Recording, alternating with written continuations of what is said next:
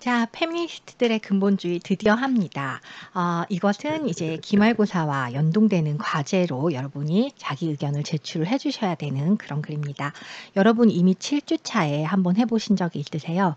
하나의 장소에서 다른 장소로라는 권미원 글에 나왔던 일부분이었는데, 개념미술 작가들이 어떤 작업을 만들었는데 그걸 갤러리가 작가들에게 알리지 않고 다른 곳에서 재생산했을 때 그게 괜찮은지 아닌지, 혹은 어떤 개념미술 작가의 옛날 전시를 미술관에서 재요청을 받았을 때 그대로 다시 하는 게 좋을지 하지 않는 게 좋을지, 뭐 이런 어떻게 보면 그때만 하더라도 찬반이 좀 분명한 그런 주제를 가지고 이제 자기의 의견과 이제 그 이유 이런 걸 논술하신 적이 있잖아요. 이번 역시 똑같습니다. 중간고사 때 한번 해보신 포맷이기 때문에 이제 어떻게 하면 될지 알아서 조금 더 편하게 하실 수 있고, 주제는 더 민감하고 더 까다로워졌습니다만 어쨌거나 경험이 있으시기 때문에 하시면 되겠고요.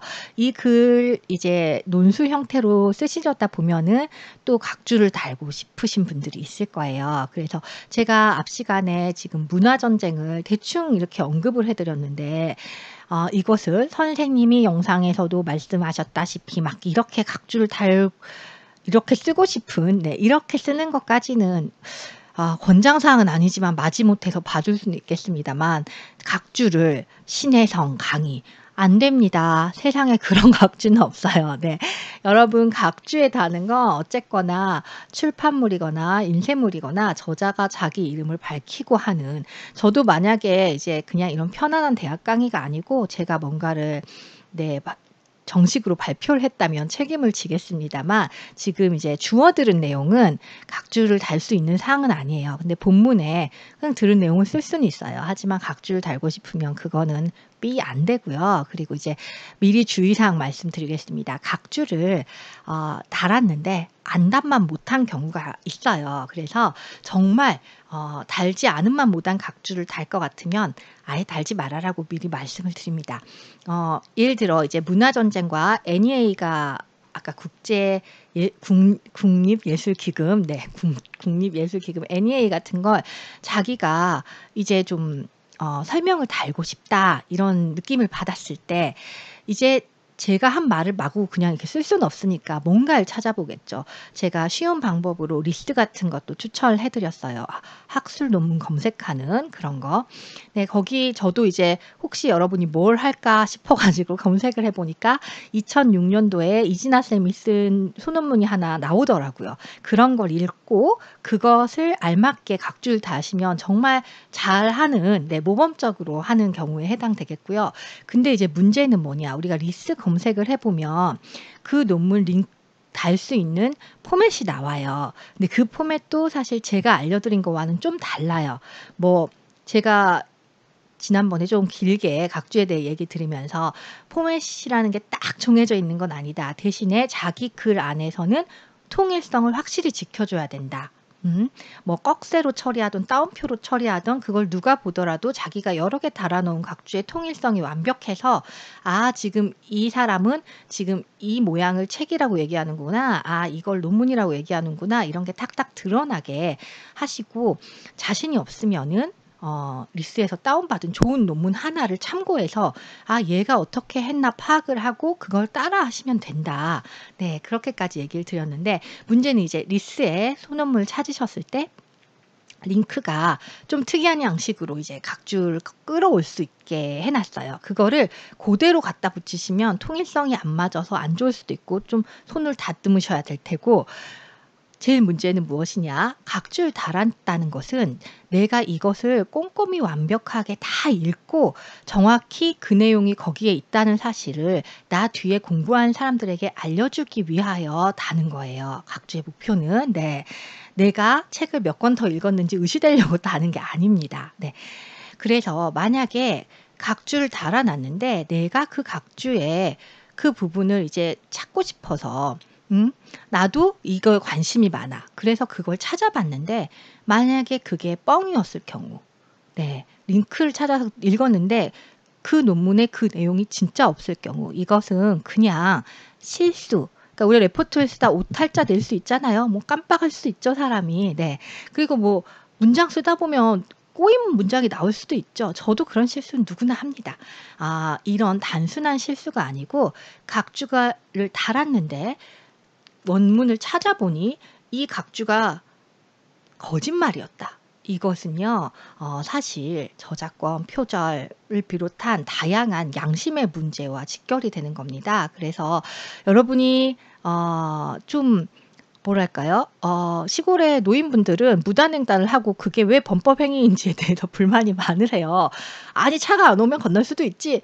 근데 도시 생활할 때 세상 그렇게 돌아가지 않잖아요. 이런 것처럼 우리가 어쨌거나 이 과목은 이론 과목이에요. 그래서 최소한의 룰이라는 게 있는데 거짓 각주를 다는 것은 처벌의 대상입니다. 사실은. 제가 이걸 이렇게 강하게 말씀을 안 드렸기 때문에 중간고사 때 좀 실수하신 분들이 있어가지고 이런 안 돼요 정도로만 얘기를 하고 넘어갔는데 실제로 이론, 비평, 미술사 이런 분야에 있어서 각주의 엄정성이란 것은 되게 중요합니다. 그래서 자기가 그걸 진짜 읽고 그 내용이 진짜 거기에 있을 때 각주를 달면 아주 많은 보너스 점수를 얻을 수 있는 거죠. 그 읽는 사람이 그냥 자기 말만 하는 게 아니고 권위 있는 저자의 뭔가를 인용해서 얘기하기 때문에 훨씬 설득력이 생겨 아주 좋은 효과를 얻지만 만약에 그것이 거짓말로 밝혀졌을 경우에는 안한만 못한 그런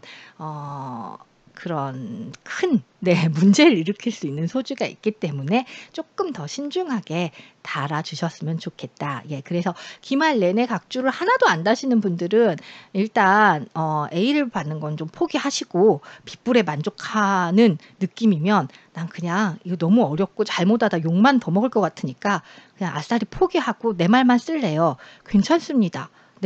나는 그냥 상위권에 도전하지 않고 중위만 지키겠다. 그럼 그거 나쁘지 않다고 생각해요. 하지만 각주를 다시려면은 제대로 달아야 한다. 그걸 미리 경고를 드리겠습니다. 그리고 어쨌거나 제 이론 수업을 받았는데 그렇게 거짓 각주를 달고 돌아다니는 사람이 있으면 그건 좀 못 배운 티가 비슷한 게 되어버리기 때문에 아니 세상에 이런 기본이 안 갖춰졌나가 되기 때문에 저는 그 부분에 있어서는 기말 때는 각주는 확실히 제대로 다는 걸로 하겠습니다. 자, 그렇다면은 이제 우리 페미니스트들의 근본주의 본론에 들어갈 텐데요. 미리 읽으셔서 알겠지만 말씀드렸죠. 어떤 사건이 있었냐, 그 다음에 그것을 이 저자는 어떻게 보고 있느냐, 이 두 가지에 초점을 맞춰서 좀 요약 정리를 해보도록 하겠습니다. 모두 이미 파악을 하셨겠지만 일단 어떤 사건이 있었느냐 하면은 155쪽에 나오다시피 때는 1992년 10월 30일에서 31일이라고 되어 있고 미시간 대학교 로스쿨에서 그러니까 이것은 미술하는 사람들이 미술에 대해 열었던 전시가 아니에요. 로스쿨에서 자기들이 매춘 대학에서 사회운동으로라는 매춘과 관련된 심포지엄 같은 걸 하는 과정에서 사회 전반의 여러 가지 양상을 보고 얘기를 들어보자라는 의도로 미술 전시도 하면 좋겠다 해서 이제 전시를 초청하게 됐습니다. 그러다 보니 여기에는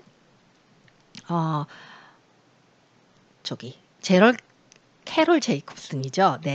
이제 너무나 많은 고유명사가 저한테 쏟아져가지고 사실 얼마 전에 죽은 흑인도 이름이 조지 플로이드라는데 기억을 하기가 정말 어렵습니다. 제 직업으로 이걸 하고 있는데다 저는 매 학기마다 막 학생들의 이름도 열심히 외우고 막 이런 스타일이다 보니까 늘어나는 이름을 감당하기 힘든데 어쨌든 이 사람이 큐레이터가 되어서 포르노 이미지 매춘부들의 기록이라는 전시를 꾸렸고 그것에는 7작가가 출품을 하였다고 되어 있습니다. 그래서 이제 이런 걸 하려는 거였는데 이 학회가 열리면서 이제 전시 준비하는 과정에서 그 전시를 하기 위해 작품을 보다 보니 거기에는 너무 노골적인 성 이미지가 나오기 때문에 이제 포르노그래피다. 라는 얘기를 듣게 되는 거죠. 그래서 로스쿨 학생들이 깜짝 놀랐어요. 자기들은 그냥 페미니즘과 관련한 이야기, 매춘과 관련하여 페미니스트들의 입장 뭐 이런 이야기를 단순히 해보고자 미술 전시를 초청을 했더니 여기서 포르노를 틀어버리면 자기들이 좀 다소 곤란해지겠다. 이런 생각이 들어 가지고 큐레이터와 작가들에게 열심히 상의하지 않고 자기들이 그냥 작품을 빼버렸던 겁니다. 그래서 자기들은 '그럴 수도 있지.'라고 한 행동이에요. 쉽게 생각하고. 그렇지만 그걸 당한 입장에서는 그렇지가 않죠. 이것은 일단 자기들은 이 작품을 포르노그래피라고 생각하지 않습니다. 성을 다뤘다고 해서 다 포르노그래피냐, 좀 노골적인 표현이 나왔다고 해서 다 포르노그래피냐. 솔직히 한국이라는 나라는 19금 뭐 성인물 막 이런 것을 검열하는 기준, 어디서부터가 포르노그래피인가, 그 기준이 정말 좀 어이없게 되어 있는 걸로 모두 다 그 어색함을 느끼고 있고, 그 어떤 장면 같은 데서 성기가 노출되면 안 된다라는 이유로 정말 훌륭한 예술 영화의 그 성기 부분에 모자이크 처리를 해 가지고 분위기를 확 깨버리는. 근데 사실 거기서 그 모자이크 처리를 하지 않으면 이건 결코 포르노그래피라고 볼 수 없고 진지하게 예술 영화인데, 거기다가 굳이 거기를 이렇게 모자이크 처리를 해서 사람과 작품을 굉장히 우습게 만들어 버리는 그런 행동도 서슴지 않는 그런 문화권에 있는 우리들이기 때문에, 그 노골적인 성의 표현이 나오면 포르노그래피인가에 대해서 미국 사람들과 똑같은 기준으로 논의를 할 수 있기나 한가,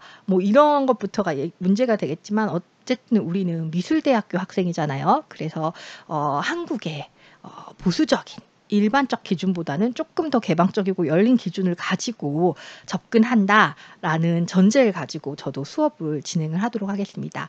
사실 앞서 문화전쟁 부분에서 소개드린 안드레 세라노의 오줌에 담긴 예수라든가 로버트 메이플소프의 좀 과격한 작품들, 이거에 대해서 2020년에 미술대학에 앉아있는 학생들 중에서도 아니 꼭 이렇게 표현해야 됩니까? 나는 이 작가가 마음에 들지 않습니다. 라고 말할 수 있는 소지는 정말 많고 충분히 존중받을 수 있습니다. 그 작품이 뭐 아주 뛰어나다고 제가 막 그렇게 설득할 그런 취지는 아니고, 다만 그것을 정치인들이 앞서서 이건 기금을 받아서는 안 된다 라는 문화 전쟁을 일으켰고, 그런 식으로 전시를 검열하고 예산을 삭감했다.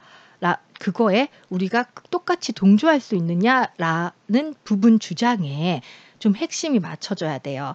근데 이 모든 이야기가 쫙 다 이어지는 이야기이기 때문에 첫 단추부터 전혀 동의가 안 되고 들어오는 사람들과는 사실 이야기가 쉽지는 않습니다. 제가 바로 상명대학교에서 지난 학기 기말고사 서술형 문제를 채점을 매다가도 한 학생이 앤디 워홀에 대해서 썼어요. 뭐 팝아트의 아버지고 되게 훌륭하고 막 이제 그렇게 하면서도 이 사람의 성적 취향이 굉장히 이상했다고 하는데, 그것에 대해서는 내가 알고 싶지도 않고 알 필요도 없는 부분이며 막 이런 식으로 좀 자기의 혐오적인 감정을 살짝 낮춰서 이렇게 서술은 했습니다만, 그거는 깔끔하게 칼로 잘라버리고 그건 됐고 앤디 워홀의 이 작품이 좋아서라고 서술을 한 걸 보고 저는 좀 개인적으로는 놀라웠어요.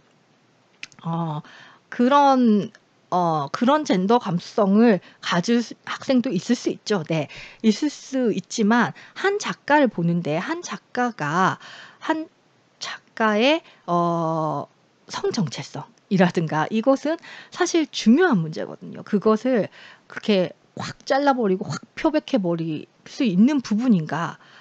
그리고 그러니까 이 사람에서 이 부분은 좋지만 이 부분은 정말 나쁜데 그래도 이건 좋다, 뭐 이런 식으로 갈라 말할 수 있는 것인가에 대해서 아까도 말씀드립니다. 우리가 어떤 문제에 대해서 이거는 공적 담론인가 아니면 개인이 알아서 해야 될 사적 담론인가, 그리고 이 문제를 우리가 강의실에서 다 같이 토론해야 될 문제인가, 아니면 냅둬도 될 것을 오지랖 넓게 간섭하는 상황인가에 대한 그 경계와 기준도 좀 애매한데, 그 기준을 어쨌든 최소한 이 글은 다 같이 읽어볼 가치가 있는 것까지는 확장을 해서 이야기를 하도록 하겠습니다. 그래서 이 예술이 여기에 전시되었던 작품들이 포르노그래피인가 아닌가에 대해서 토론이나 진지한 생각을 해본 적도 없이 문제가 될 것 같아 하니까 그냥 확 다 치우고 빼버린 이 태도 자체는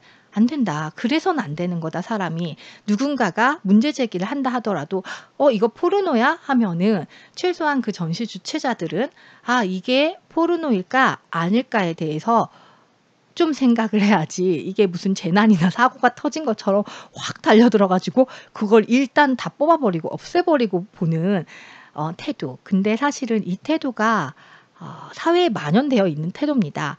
뭔가 불편하고 난처한 그런 상황이 발생하면 그걸 주최 측이 항상 책임을 져야 되기 때문에 주최 측이라는 사람들은 모든 그런 불편한 걸 다 피하고 싶어 해요.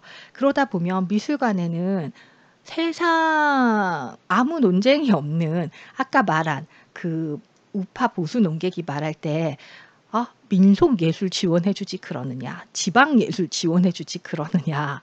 네, 그런 논쟁거리가 없는 예술만 남게 되는 거잖아요. 그러지 않아야 되겠죠. 그래서 어쨌든 네, 이 전시를 이렇게 바로 철폐시켜 버린, 이것은 문제가 있고, 철폐된 이유로 이제 그걸 어떻게 합의해 낼까에 대해서는 뭐 157조 윗부분에 이제 좀 나옵니다. 그래서 큐레이터는 변호사를 선임을 해가지고 뭐 이런저런 활동을 했고, 그 이쪽에서도 이쪽과 합의 보고 달래기 위하여 또 이런 걸 해주겠다 약속이 들어가고, 이런 디테일이 있었는데, 문제는 얘가 노스쿨이고 법에 의하여 미국 헌법 수정 제1조에서 말하는 예술가의 권리를 침해했느냐 안 했느냐. 그러니까 즉 예술가는 자기 권리가 있는데, 자, 수정 제1조를 검색해 보면 우리나라 네이버에만 검색해도 나옵니다. 의회는 표현의 자유, 출판의 자유를 제한하는 어떤 법률도 제정할 수 없다라는, 사람은 표현의 자유와 출판의 자유가 있다. 하물며 예술가는 더더욱 표현의 자유가 있는데, 그렇다면 이걸 포르노그래피로 딱지를 붙여서 못하게 만들어버린 이것은 수정 제1조를 위반한 행동인가 아닌가라는 논쟁이 당연히 필요한 것이죠. 그래서 이제 이걸 가지고 이야기를 하게 되는데, 문제는 그걸 포르노그래피라고 주장하면서 이 사람들을 공격한 것이 우리가 기존에 생각하고 있는 가부장적인 백인 남성이 아니었고, 페미니즘 안에서 같이 페미니스트라는 이름으로 활동을 하고 있는, 그러나 포르노그래피에 반대하는, 페미니즘 안에 여러 계열이 있는데 포르노그래피에 반대하는 페미니스트들이 이 전시 자체를 반대했다는 거죠. 네, 그것이 캐럴 에스베스가 이 사건을 굉장히 흥미로운 사례로, 또 문제가 많은 사례로 지적하고 있는 이유가 되겠습니다.